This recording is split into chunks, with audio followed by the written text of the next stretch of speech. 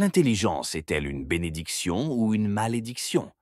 Vous êtes-vous déjà demandé pourquoi être intelligent semble parfois plus un fardeau qu'un avantage? Pourquoi les esprits les plus brillants finissent-ils souvent isolés, tandis que des individus dotés d'un intellect moyen semblent prospérer socialement? Cette question a intrigué d'innombrables penseurs à travers l'histoire, mais peu l'ont analysée avec autant de lucidité et de brutalité qu'Arthur Schopenhauer. Ce philosophe allemand, connu pour son regard incisif sur la nature humaine, a déchiffré ce mystère il y a près de 2 siècles. Selon lui, l'intelligence fonctionne comme un miroir impitoyable qui reflète les limites des autres, les obligeant à faire face à des vérités inconfortables qu'ils préféreraient ignorer. Or, l'être humain n'est pas prompt à pardonner à ceux qui le forcent à voir sa propre vulnérabilité. Beaucoup croient que la solitude des esprits brillants est une simple coïncidence, une conséquence d'un prétendu manque de compétences sociales. Mais Schopenhauer aperçut un phénomène bien plus profond, un schéma universel qui transcende les cultures et les époques. Il a observé que, même en restant silencieuse, une personne très intelligente pouvait provoquer un malaise chez les autres, simplement par sa présence. C'est comme si elle tenait un miroir devant eux, révélant des imperfections qu'ils préféreraient ne jamais voir. Réfléchissez-y. Nous célébrons et admirons ouvertement presque toutes les formes de supériorité, la richesse, la beauté, la force physique. Ces attributs attirent l'attention et bien souvent le respect. Mais lorsqu'il s'agit de l'intelligence supérieure, la réaction est différente. Elle suscite une forme subtile de ressentiment, un malaise souvent inconscient mais bien réel. Pourquoi en est-il ainsi? Pourquoi cette hostilité latente face aux esprits brillants? Et surtout, pourquoi Schopenhauer y voyait-il une vérité sombre et immuable sur la nature humaine, une vérité qui reste aussi pertinente aujourd'hui qu'au XIXe siècle? Né en 1788 en Allemagne, Arthur Schopenhauer n'était pas un philosophe détaché de la réalité ou enfermé dans une tour d'ivoire. Au contraire, il a vécu intensément les dynamiques sociales qu'il analysait. Son tempérament acéré et son refus du conformisme l'ont rapidement mis en opposition avec ses contemporains. Son mépris pour Georg Wilhelm Friedrich Hegel, l'un des philosophes les plus influents de son époque, est bien documenté. Schopenhauer considérait les idées de Hegel comme un tissu d'abstractions vides et de jargon prétentieux.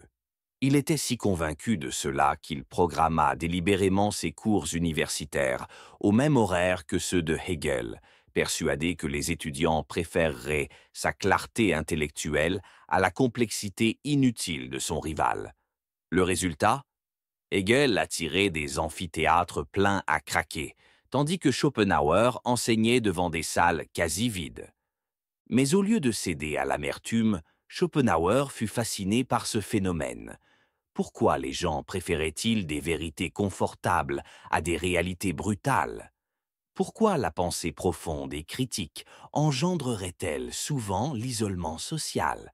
Il commença à observer les interactions humaines avec un regard froid et analytique, constatant que le rejet de l'intelligence ne se limitait pas au milieu universitaire, mais se retrouvait dans toutes les sphères de la société. Il remarqua un schéma troublant. Plus une personne était brillante, plus son entourage trouvait des moyens subtils de l'exclure, et ce, non pas parce qu'elle était arrogante ou méprisante, mais parce que sa seule présence créait un malaise latent. L'intelligence ne rejetait pas les autres, ce sont les autres qui, inconsciemment, rejetaient l'intelligence. Heureusement pour lui, Schopenhauer n'avait pas besoin de l'approbation du monde universitaire ou social. Grâce à son héritage familial, il jouissait d'une liberté financière qui lui permettait d'analyser la société sans avoir à s'y conformer. Il passa des années à observer comment les groupes humains se formaient, qui étaient inclus et qui étaient marginalisés. Les résultats de ces observations n'étaient pas flatteurs pour la nature humaine, mais ils étaient constants. Aujourd'hui, plus de 150 ans après sa mort, la science moderne vient confirmer ce que Schopenhauer avait pressenti avec une simple intuition. De nos jours, les études en psychologie et en neurosciences confirment les observations de Schopenhauer. Il ne s'agissait pas simplement de son ressenti personnel, mais d'un phénomène universel, profondément ancré dans la nature humaine. Des recherches récentes montrent que l'intelligence, bien qu'admirée en théorie, déclenche un inconfort et une exclusion sociale bien réelle. Les études menées en neurosciences cognitives ont révélé un fait fascinant. Lorsqu'une personne se sent intellectuellement inférieure en présence de quelqu'un de plus intelligent, les mêmes circuits neuronaux associés à la douleur physique sont activés. Autrement dit, lorsqu'on dit que l'intelligence fait mal, ce n'est pas une simple métaphore, c'est une réalité biologique. En 2021, une étude a démontré que l'exposition à une intelligence nettement supérieure active le système d'alerte du cerveau, en particulier l'amygdale, qui est responsable de la gestion des menaces et du stress. Cette réaction est similaire à celle que nous avons face à un danger physique, ce qui explique pourquoi ce malaise est si instinctif et difficile à contrôler. Des chercheurs de l'université Stanford ont découvert un autre aspect crucial. Cette réaction est amplifiée en groupe. Lorsqu'une personne se trouve seule avec quelqu'un de plus intelligent, le sentiment de menace est minime. Mais dès qu'un groupe est impliqué, cette tension s'intensifie considérablement. Pourquoi? Parce que notre cerveau est programmé pour protéger notre statut social, bien plus que notre simple estime de soi individuelle. Dans un cadre collectif, se sentir moins intelligent devient une menace pour notre position sociale, ce qui pousse inconsciemment les individus à minimiser, contester ou exclure ceux qui leur rappellent cette différence. Cependant, cette réaction instinctive n'explique pas tout. Schopenhauer ne s'est pas contenté de décrire la réaction inconsciente face à l'intelligence. Il a aussi analysé comment les gens la rationalisent et la justifient.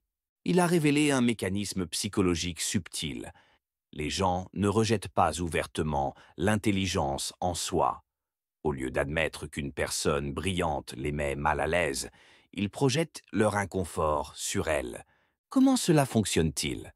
Lorsqu'une personne très intelligente s'exprime dans une conversation, les autres se comparent inconsciemment à elle, non pas parce qu'ils le veulent, mais parce que c'est presque automatique. C'est comme si un athlète professionnel jouait un match amical de football avec des amateurs. Tout le monde prend soudainement conscience de ses propres limites, qu'il le veuille ou non. Or, au lieu de reconnaître ce sentiment de comparaison, les gens ont tendance à réagir différemment. Ils supposent que la personne intelligente les juge, même si elle ne dit rien de condescendant.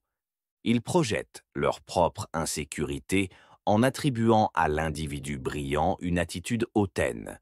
Ils réinterprètent l'intelligence comme de l'arrogance, même lorsque ce n'est pas le cas. C'est ainsi que l'on entend souvent des remarques comme « ils se croient plus intelligents que tout le monde », même à propos de personnes qui ne se vantent jamais de leur intelligence.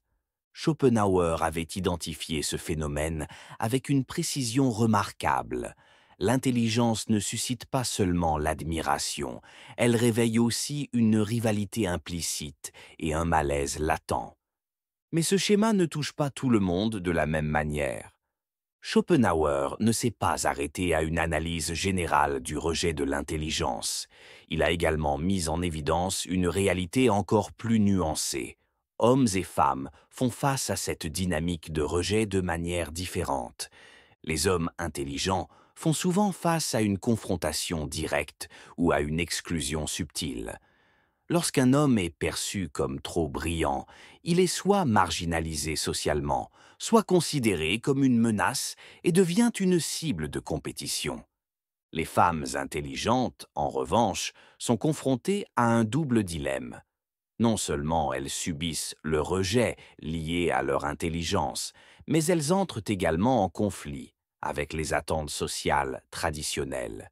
Une femme qui se distingue par son intellect défie inconsciemment l'image stéréotypée de ce que la société attend d'elle. Schopenhauer a observé un phénomène intrigant. La société pousse souvent les femmes intelligentes à choisir entre être respectées et être aimées. Alors que la beauté féminine est largement célébrée, l'intelligence, elle, suscite des réactions opposées. Pourquoi? Parce qu'une femme intelligente ne se contente pas d'être brillante. Elle remet en question l'équilibre social. Elle force ceux qui l'entourent à repenser leur propre rôle, leur propre statut et leur propre certitude. Les femmes qui allient beauté et intelligence font encore plus face à l'isolement social que celles qui ne possèdent qu'une de ces qualités. Pourquoi? Parce que si la beauté attire l'attention superficielle, l'intelligence, elle crée un certain malaise. On célèbre la première, mais on craint souvent la seconde. Des études contemporaines en psychologie viennent appuyer cette observation. Des recherches récentes montrent que les femmes intelligentes ont tendance à minimiser leurs compétences dans des environnements sociaux. Elles font face à ce que les psychologues appellent le dilemme de compétence et de sympathie. Plus une femme est perçue comme compétente, moins elle est considérée comme chaleureuse et accessible, et ce, aussi bien par les hommes que par les autres femmes. Les hommes intelligents ne subissent pas cette même pression. Leur intelligence est souvent associée à des qualités de leadership, alors que chez les femmes, elle est perçue comme un défi aux normes établies. Un paradoxe social troublant se dessine. Plus une personne est brillante, moins elle est populaire. Schopenhauer a mis en lumière un autre aspect fascinant de la dynamique sociale.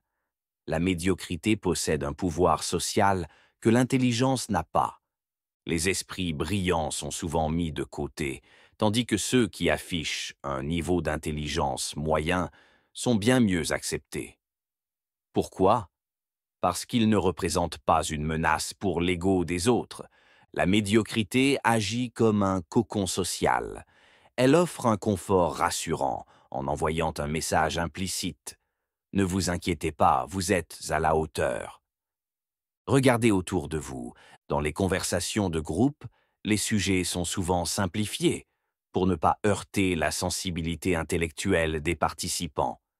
Les idées complexes sont évitées car elles exigent un effort mental et peuvent mettre certains en difficulté. Les personnalités brillantes ont tendance à être ignorées ou perçues comme élitistes, même lorsqu'elles n'ont aucune intention de se montrer supérieures. Ce phénomène se reflète dans tous les domaines. Les artistes médiocres exposent plus que les brillants. Les écrivains moyens vendent plus que les penseurs profonds. Les films légers attirent plus de spectateurs que les œuvres complexes. Ce n'est pas que les gens ne reconnaissent pas la différence entre le talent et la banalité, mais simplement que la médiocrité ne les met pas face à leurs propres insuffisances. Schopenhauer en avait déjà tiré une conclusion sans appel. Le monde ne récompense pas nécessairement les plus intelligents, mais ceux qui savent mettre les autres à l'aise. Si les observations de Schopenhauer étaient valables au XIXe siècle, elles le sont encore plus aujourd'hui. Le monde moderne ne fait qu'accentuer le paradoxe qu'il a identifié. Nous avons besoin d'intelligence, mais nous la rejetons activement. Observez votre environnement. Au travail, le collègue brillant est souvent mis à l'écart ou évite les pauses déjeuner en groupe. Sur les réseaux sociaux, les réflexions profondes sont ignorées, tandis que des contenus simplistes deviennent viraux. Dans les entreprises, les termes comme culture d'entreprise et intelligence émotionnelle sont mis en avant, mais sont souvent utilisés pour éviter les vérités inconfortables. Même dans les secteurs où l'intelligence est supposément valorisée, comme la technologie ou la recherche, Ce ne sont pas toujours les esprits les plus brillants qui réussissent, mais ceux qui savent se conformer et qui font en sorte que les autres se sentent intelligents. Les réseaux sociaux en sont la preuve ultime. Pourquoi une pensée complexe et profonde est-elle ignorée alors qu'une opinion simpliste devient virale?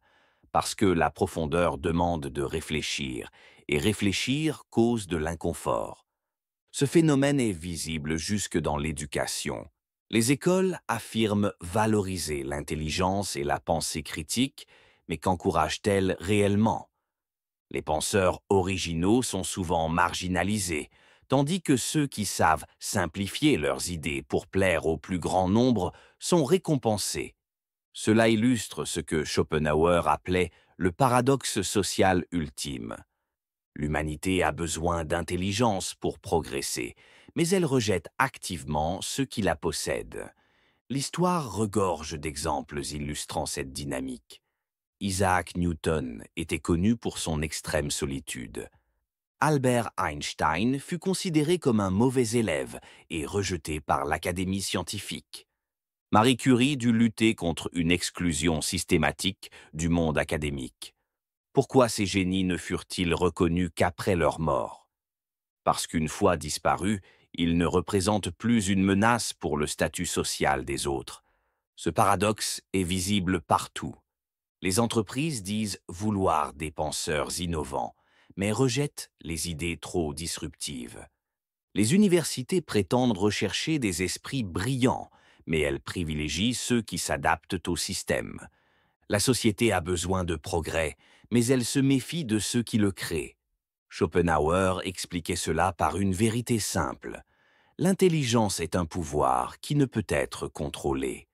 La richesse peut être taxée. La force physique peut être neutralisée. La beauté peut être manipulée par la mode et la société. Mais personne ne peut contrôler ce qu'un esprit brillant est capable de penser et de créer. C'est pourquoi les esprits brillants ne sont pleinement acceptés qu'une fois qu'ils ne représentent plus une menace. Comment transformer l'intelligence en atout social? Comprendre ces dynamiques ne signifie pas accepter l'isolement social comme une fatalité. Schopenhauer ne s'est pas contenté d'identifier un problème. Il nous a aussi donné une carte pour mieux naviguer dans ce monde. Première étape, comprendre que votre intelligence n'est pas une erreur.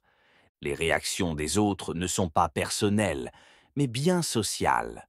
Ce rejet instinctif ne signifie pas que vous devez vous cacher ou vous conformer. Au contraire, cela signifie choisir vos batailles avec sagesse.